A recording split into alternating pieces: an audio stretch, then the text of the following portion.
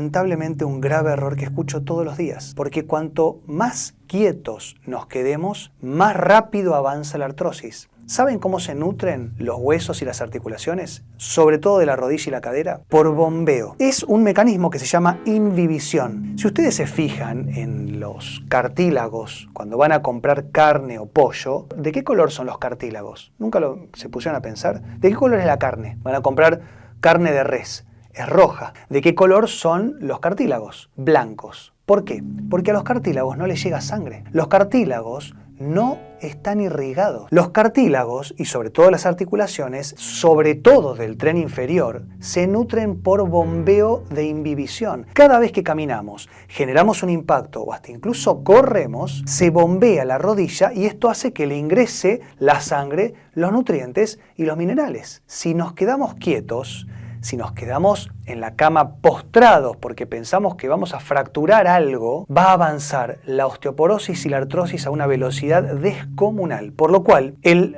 reposo está completamente contraindicado. Tenemos que hacer reposo eventualmente si estamos con mucho dolor, pero ¿por cuánto? 1 o 2 días. Después nos tenemos que mover. Tienen que generar impacto. Obviamente no quiero que se ponga una persona de 80 años con osteoporosis a saltar de un cajón en un gimnasio, porque a lo mejor ahí sí se puede lastimar. Pero una persona, sea de la edad que sea, tiene que hacer ejercicio físico. La clave está en los músculos. La clave está en el bombeo. El sedentarismo genera artrosis y osteoporosis. La actividad física regenera tejido óseo y articular. Es así de sencillo. Entonces nos tenemos que mover, tenemos que levantar peso, tenemos que generar contracción muscular, porque más allá de mover articulaciones, vamos a estar sintetizando muchísimas hormonas y sustancias que van a favorecer a la regeneración de los tejidos óseos y articulares. Entonces, primer mito, tachado. El sedentarismo, el reposo hacen mal. Hay que moverse, salir de la cama, que nos pegue el sol, ahora les voy a hablar de la vitamina D, que nos pegue el frío, los estímulos horméticos de frío y calor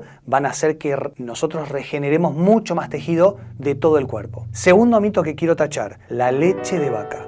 La leche de vaca es muy nutritiva, pero para los terneros. Para nosotros es la leche materna y hasta los 5, 6 años de edad.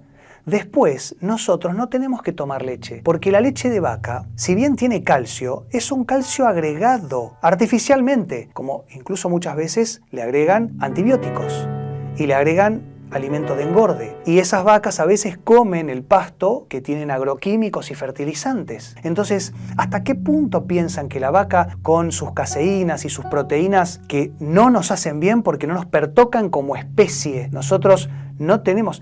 Imagínense un ser humano tomando leche de la teta de una vaca. Ya esa imagen es disruptiva. Bueno, la leche de vaca tiene calcio agregado, para eso tómenlo. Pero así todo, tampoco es un suplemento que yo les daría, porque el calcio mal gestionado, y escuchen esto por favor, porque es un dato muy importante. El calcio mal gestionado en el organismo se puede pegar más en el endotelio vascular, es decir, en las arterias y los vasos, que en los huesos. Entonces no nos conviene. Tenemos que tener primero la capacidad de llevar esos sustratos energéticos, el calcio sobre todo, al hueso. Y así todo, saber gestionarlo, porque si no se va a empezar a generar unas calcificaciones periarticulares. ¿Van entendiendo? Tercer mito que quiero empezar a descartar, y ya con esto me parece que vamos a poder empezar a entender todo lo que quiero decirles. Muchas veces, para cuando nosotros tenemos algún problema articular, nos dicen que tenemos que tomar colágeno. Pero la realidad es que el colágeno no va a hacer nada. Yo lo que les diría, que antes de tomar cualquier suplemento, y ahora les voy a contar algunos suplementos y sobre todo alguna alimentación específica que es para mejorar las articulaciones, tenemos que tener la capacidad del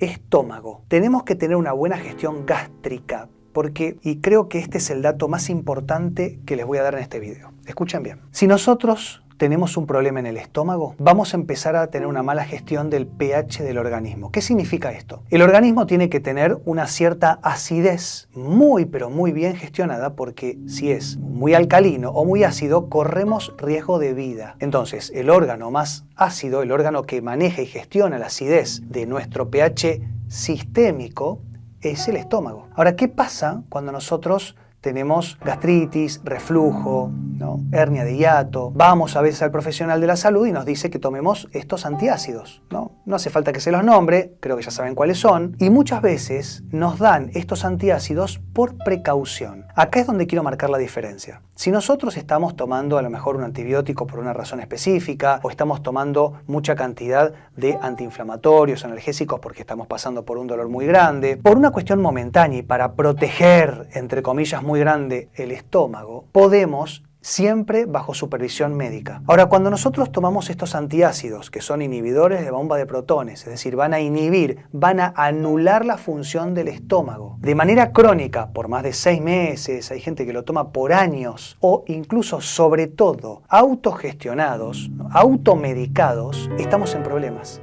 ¿Por qué? Cuando el cuerpo necesite generar una acidez metabólica, es decir, necesite compensar el pH orgánico y no tenga la función gástrica para apoyarse, es decir, cuando nosotros tengamos la función del estómago anulada, y se los voy a repetir porque es importantísimo esto, cuando ustedes tengan un estómago que funcione mal, producto de la toma crónica o mal gestionada y mal supervisada de estos antiácidos, el organismo, para poder compensar esa acidez, va a salir a degradar hueso.